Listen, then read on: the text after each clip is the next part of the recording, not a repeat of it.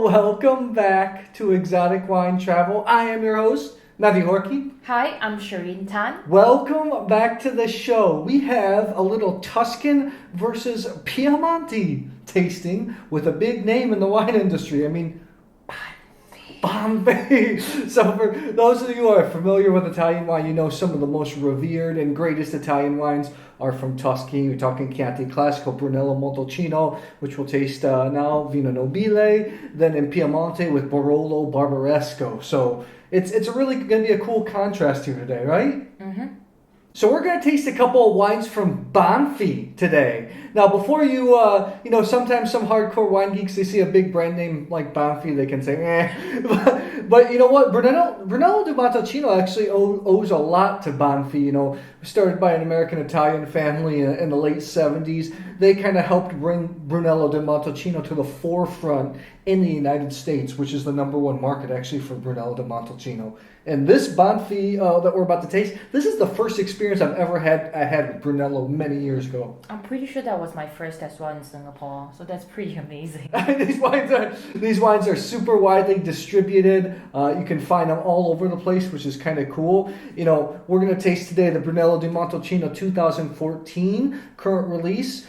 They also make a Rosso di Montalcino 2017, which I thought this wine was really nice for a simple... He drank it all. For a simple Sangiovese. And then we have Shireen's favorite with the reserve naming the Poggio alla MURA, Brunello di Montalcino 2014 single vineyard. You like this wine a lot, right? Yeah, it's either this or this that I had as my first Brunello. I can't remember. Oh, okay. Back in years ago. This was actually my first Brunello. So let's get for those of you who don't know, Brunello di Montalcino, Brunello is a specific clone of Sangiovese.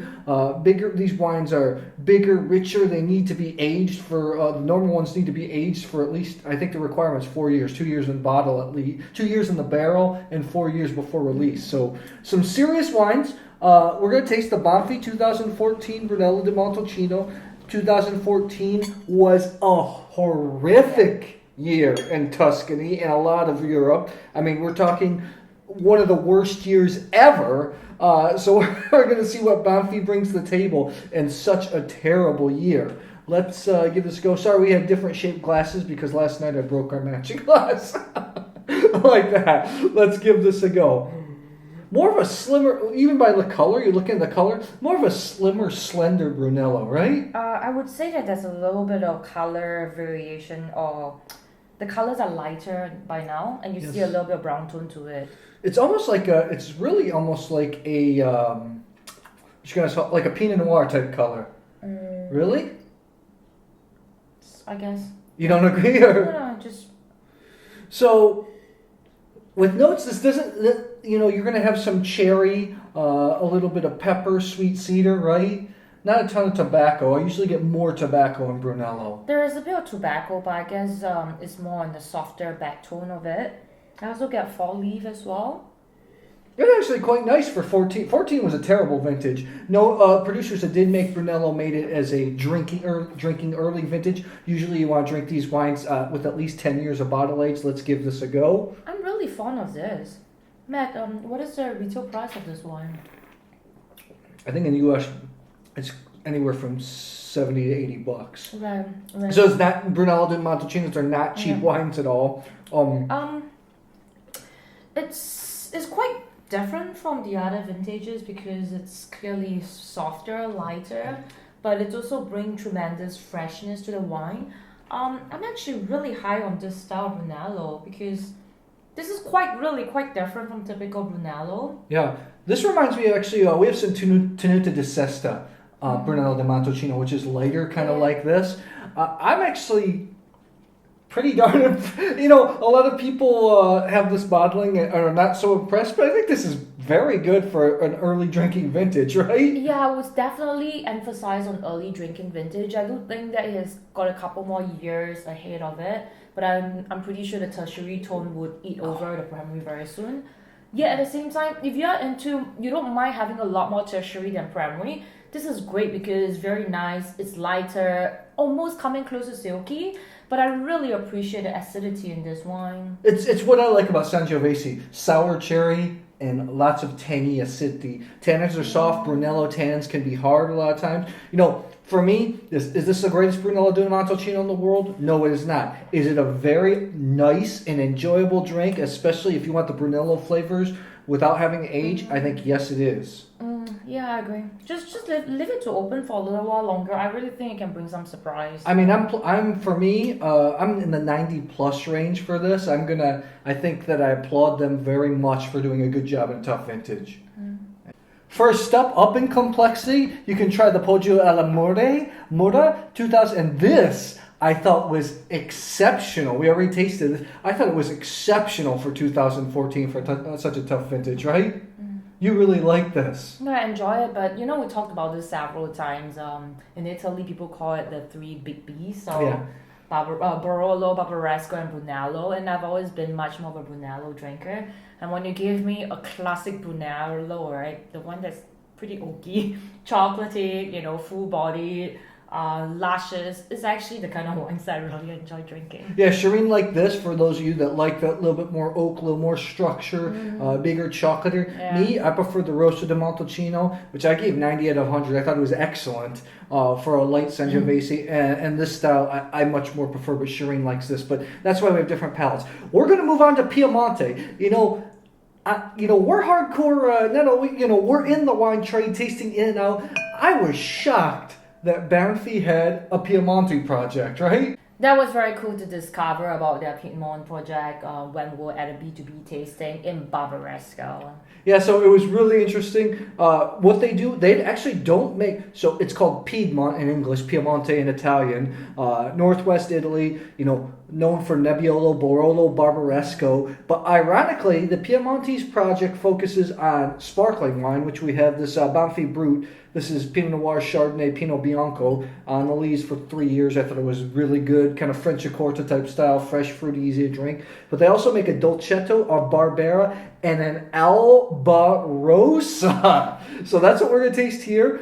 Ironically, Banfi gave us our first ever Brunello di Montalcino, and I think it was one of our first ever Albarossas too, right? Yeah, so we discovered Albarossa at a B2B tasting in Barbaresco. There were several different Albarossa out for tasting, but I think what they definitely gave us was the first aged Albarossa, because they were the only producers at an event where they had a new vintage of Albarossa in 2011. I spoke with the staff from Banfi, and they talked about how they really wanted to show not just the quality of Albarossa, but also the aging potential. And I think through that bottle, it really showed us the potential. Yeah, so we have the Banfi Lalus Piemonte Albarossa 2016. Albarossa, it is a cross. What they originally thought was Nebbiolo and crossed with Barbera, but later they found out it's Chartreuse and Barbera. For fans of Piemonte wines like me, which I still think it's one of if not my favorite wine region in the world. Nebbiolo prices are through the roof. Barbera is starting to get up there. Albarossa is really a nice alternative because these wines are very inexpensive, deliver the same kind of profile and quality. This is a darker effort, so excuse me, you're not giving Nebbiolo color, you're getting more Barbera-y color, purple cranberry. You already went ahead with it. What do you get on the nose here? It's very close to being Barbera. You get your cranberry, grapefruit, red cherry, hazelnut, a little bit that tone of soy and earthy notes. Not as high, sharp, edgy acidity as Barbera, but you definitely still get a certain crunchiness as though you're just biting into fresh cranberry sort of acidity and freshness and juiciness. You know what I love about Piemonte wines? They have always, for me, a little bit of hazelnut and a little bit of stemminess in them too, as well. So let's give this a go. It smells really, really good. This was at the Albarossa tasting, one of my favorite Albarossa as well, even among the young vintages. Very nice. Very Barbera, right? Tart, like you were talking about, cranberry, cherry, really silky, smooth mid-palate. Firm, slightly chewy, but not overly aggressive tannin, so it's not super drying, right? Yeah, it's definitely not drying tannins, but you feel the presence of tannins sitting on your palate at the end, which really stretches out the finish and gives it a very good structure to the wine. I love in Piemonte, The reds are, you know, they're Italian, but they have this certain kind of Frenchiness about them, maybe some stemminess, some roundness to them. I actually think when I taste this now, I'll save my opinion. What do you think right now? No, I said everything that I said already. About quality level and everything like that. In terms of quality level, I think this is a very classic, precise flavor profile, good structure, nice acidity. Easily like a 90.1 if you want to judge it based on other Albarossa. I'm 91 on this. I think it's, for Albarossa, I think it's fantastic. I think people, like I said, looking for alternatives in Piemonte to Barolo Barbaresco, give Albarossa a try. Just because it's a cross doesn't mean it's a red-haired stepchild. I think this is a very beautiful wine. So nice job, Banfi. Nice. I think what's important also, those scores are kind of like working scores, because Albarossa is still relatively new to us and to many other people as well. And it's so important to taste a different variation, to taste different vintages, to understand how it would evolve and its potential. So to say it's 90-91 is actually potentially much higher in the future. Yeah, and this wine ages wonderfully. So guys, check it out. Check out some of these wines. You know, I'll put them in the description box. You know, just because it's a big name, don't go poo-pooing on it. I think these wines are. What's great about them is they're available all around the world too. So check that out, guys. If you like this video, please subscribe to our YouTube channel. Exotic Wine Travel. I will see you at the next episode.